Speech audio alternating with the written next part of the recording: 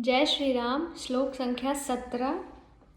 यो न हर्षति न द्वेष्टि न शोचति न कांक्षति शुभाशुभ परित्यागी भक्तिमान्यः स मे प्रियः।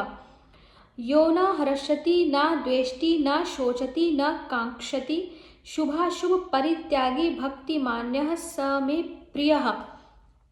अर्थात जो न कभी हर्षित होता है, न द्वेष करता है, न शोक करता है, न कामना करता है तथा जो शुभ और अशुभ संपूर्ण कर्मों का त्यागी है, वह भक्ति युक्त पुरुष मुझको प्रिय है।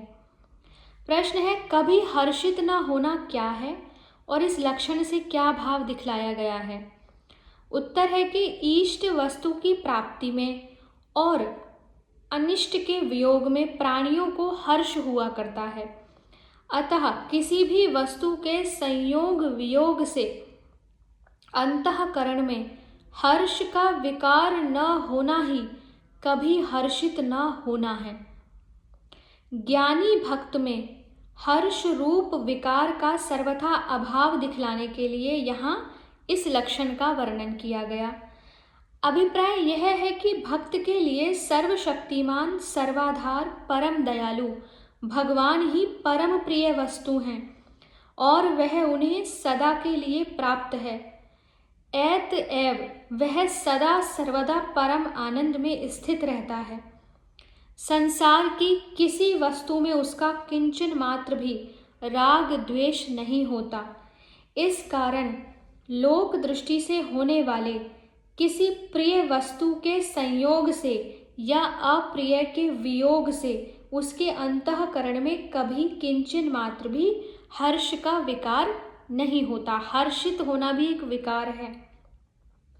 प्रश्न है कि भगवान का भक्त द्वेष नहीं करता, यह कहने का क्या अभिप्राय है? उत्तर है कि भगवान का भक्त संपूर्ण जगत को भगवान का स्वरूप समझता है, इसलिए उसका किसी भी वस्तु व प्राणी में कभी किसी भी कारण से द्वेष नहीं हो सकता। उसके अंतःकरण में द्वेष भाव का सदा के लिए सर्वथा अभाव हो जाता है।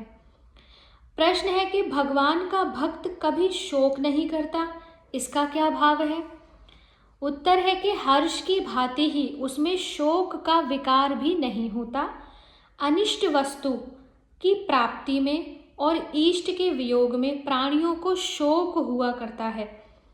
भगवत भक्त को लीलामय परम दयालु परमेश्वर की दया से भरे हुए किसी भी विधान में कभी प्रतिकूलता प्रतीत ही नहीं होती। भगवान की लीला का रहस्य समझने के कारण वह हर समय उनके परम आनंद स्वरूप के अनुभव में मग्न रहता है, अतः उसे शोक कैसे हो सकता है? एक बात और भी है, सर्वव्यापी सर्वाधार भगवान ही उसके लिए सर्वोत्तम परम प्रिय वस्तु हैं और उनके साथ उसका कभी वियोग होता नहीं तथा सांसारिक वस्तुओं की उत्पत्ति विनाश में उसका कुछ बनता बिगड़ता नहीं। इस कारण भी लोक दृष्टि से होने वाले प्रिय वस्तुओं के वियोग से या अप्रिय के संयोग से उसे किसी प्रकार का शोक नहीं हो सकता। प्रश्न है, भगवान का भक्त कभी किसी वस्तु की आकांक्षा क्यों नहीं करता? उत्तर है कि मनुष्य के मन में जिन इष्ट वस्तुओं के अभाव का अनुभव होता है, वह उन्हीं वस्तुओं की आकांक्षा करता है। भगवान के भक्त को साक्षात भगवान की प्राप्ति हो जाने के कारण वह सदा के लिए परम आनंद और परम शांति में स्थित होकर पूर्ण काम हो जाता है, जिसकी सभी कामनाएं पूरी हो चुकी हैं और उसके मन में कभी किसी वस्तु के अभाव का अनुभव होता ही नहीं। उसकी संपूर्ण आवश्यकताएं नष्ट हो जाती हैं, वह अचल प्रतिष्ठा में स्थित हो जाता है। इसलिए उसके अंतःकरण में सांसारिक वस्तुओं की आकांक्षा होने का कोई कारण ही नहीं रह जाता। प्रश्न है कि यहाँ शुभ अशुभ शब्द किन कर्मों का वाचक है तथा भगवान के भक्त को उनका परित्यागी कहने का क्या अभिप्राय है? इसका उत्तर है कि यज्ञ दान तप और वर्णाश्रम के अनुसार जीविका तथा शरीर निर्वाह के लिए किए जाने वाले शास्त्र विहित कर्मों का वाचक यहाँ शुभ शब्द है और झूठ, कपट, चोरी, हिंसा, व्यभिचार आदि पाप कर्म का वाचक अशुभ शब्द है। भगवान का ज्ञानी भक्त इन दोनों प्रकार के कर्मों का त्यागी होता है, क्योंकि उसके शरीर, इंद्रिय और मन के द्वारा किए जाने वाले समस्त शुभ कर्मों को वह भगवान के समर्पण कर देता है। उनमें उसकी किंचन मात्र भी ममता, आसक्ति, फलेच्छा नहीं रहती। इसलिए ऐसे कर्म कर्म ही नहीं माने जाते और राग द्वेष का अभाव हो जाने के कारण पाप कर्म उसके द्वारा होते ही नहीं। इसलिए उसे शुभ अशुभ का परित्यागी कहा गया। श्लोक संख्या 18। समः शत्रौ च मित्रे च तथा मानवमानयोः शीतोष्ण सुख दुखेषु समः संग विवर्जितः। समः शत्रौ च मित्रे च तथा मानवमानयोः शीतोष्ण सुख दुखेषु समः संग विवर्जितः। अर्थात जो शत्रु मित्र में, मान अपमान में सम है तथा सर्दी गर्मी, सुख दुख आदि द्वंद्वों में सम है और आसक्ति से रहित है। प्रश्न है कि भगवान का भक्त तो किसी भी प्राणी से द्वेष नहीं करता, फिर उसका कोई शत्रु कैसे हो सकता है? ऐसी अवस्था में वह शत्रु मित्र में सम है, यह कहने का क्या अभिप्राय है? उत्तर है कि अवश्य ही भक्त की दृष्टि में उसका कोई शत्रु मित्र नहीं होता, तो भी लोग अपनी अपनी भावना के अनुसार मूर्खतावश भक्त के द्वारा अपना अनिष्ट होता हुआ समझकर या उसका स्वभाव अपने अनुकूल न दिखने के कारण अथवा ईर्ष्यावश अपने उसमें शत्रु भाव का भी आरोप कर लेते हैं। ऐसे ही दूसरे लोग अपनी भावना के अनुसार उसमें मित्र भाव का आरोप कर लेते हैं। परंतु संपूर्ण जगत में सर्वत्र भगवान के दर्शन करने वाले भक्त का सब में संभाव ही रहता है। उसकी दृष्टि में शत्रु मित्र का किंचित भी भेद नहीं रहता। वह तो सदा सर्वदा सबके साथ परम प्रेम का ही व्यवहार करता है। सबको भगवान का स्वरूप समझकर संभाव से सबकी सेवा करना ही उसका स्वभाव बन जाता है। जैसे वृक्ष अपने को काटने वाले और जल सींचने वाले दोनों की ही छाया, फल फूल आदि के द्वारा सेवा करने में किसी प्रकार का भेद नहीं करता, वैसे ही भक्त में भी किसी तरह का भेदभाव नहीं रहता। भक्त का समत्व वृक्ष की अपेक्षा भी अधिक महत्व का होता है। उसकी दृष्टि में परमेश्वर से भिन्न कुछ भी न रहने के कारण उसमें भेदभाव की आशंका ही नहीं रहती। इसलिए उसे शत्रु मित्र में सम कहा गया है।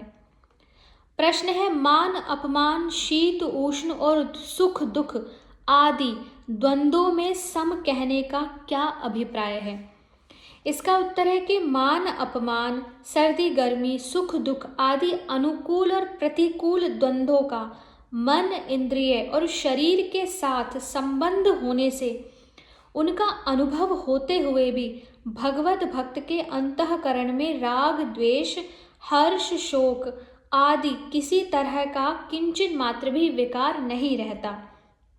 वह सदा सम रहता है, न अनुकूल को चाहता है न प्रतिकूल से द्वेष ही करता है। कभी किसी भी अवस्था में वह अपनी स्थिति से जरा भी विचलित नहीं होता। सर्वत्र भगवत दर्शन होने के कारण उसके अंतःकरण से विषमता का सर्वथा अभाव हो जाता है। इसी अभिप्राय से उसे इन सब में सम रहने वाला कहा गया। फिर प्रश्न है कि संग विवर्जितः, संग के आसक्ति से रहित, वर्जित है संग से। इसका अर्थ संसार के संसर्ग से रहित होना मान लिया जाए तो क्या हानि है? इसका उत्तर है कि संसार में मनुष्य की जो आसक्ति है वही समस्त अनर्थों का मूल है।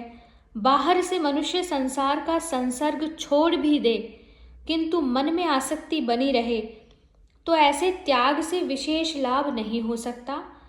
पक्षांतर में मन की आसक्ति नष्ट हो चुकने पर बाहर से राजा जनक आदि की तरह सबसे ममता और आसक्ति रहित संसर्ग रहने पर भी कोई हानि नहीं है। ऐसा आसक्ति का त्यागी ही वस्तुतः सच्चा संग विवर्जित है। दूसरे अध्याय के 57वें श्लोक में भी यही बात कही गई है। अतः संग विवर्जितः का जो अर्थ किया गया वही ठीक मालूम होता है। प्रश्न है कि 13वें श्लोक में भगवान ने संपूर्ण प्राणियों में भक्त का मित्र भाव होना बतलाया और यहाँ सब में आसक्ति रहित होने के लिए कहते हैं। इन दोनों बातों में विरोध सा प्रतीत होता है, इसका क्या समाधान है? उत्तर है कि इसमें विरोध कुछ भी नहीं। भगवत भक्त का जो सब प्राणियों में मित्र भाव देखता है वह आसक्ति रहित, निर्दोष और विशुद्ध होता है। अर्थात मित्रता का वह भाव लेकिन आसक्ति रहित। सांसारिक मनुष्यों का प्रेम आसक्ति के संबंध से होता है। इसलिए यहाँ स्थूल दृष्टि से ऊपर से तो आपको विरोध प्रतीत होता है, पर वास्तव में विरोध है नहीं। मैत्री एक सद्गुण है और यह भगवान में भी रहती है, किंतु आसक्ति दुर्गुण है और समस्त अवगुणों का मूल होने के कारण त्याज्य है, त्यागने योग्य है। वह भगवत भक्तों में कैसे रह सकती है? श्लोक संख्या 19 और 20 इस अध्याय के अंतिम 2 श्लोक हम आगे के वीडियो में पढ़ेंगे। हरे कृष्णा।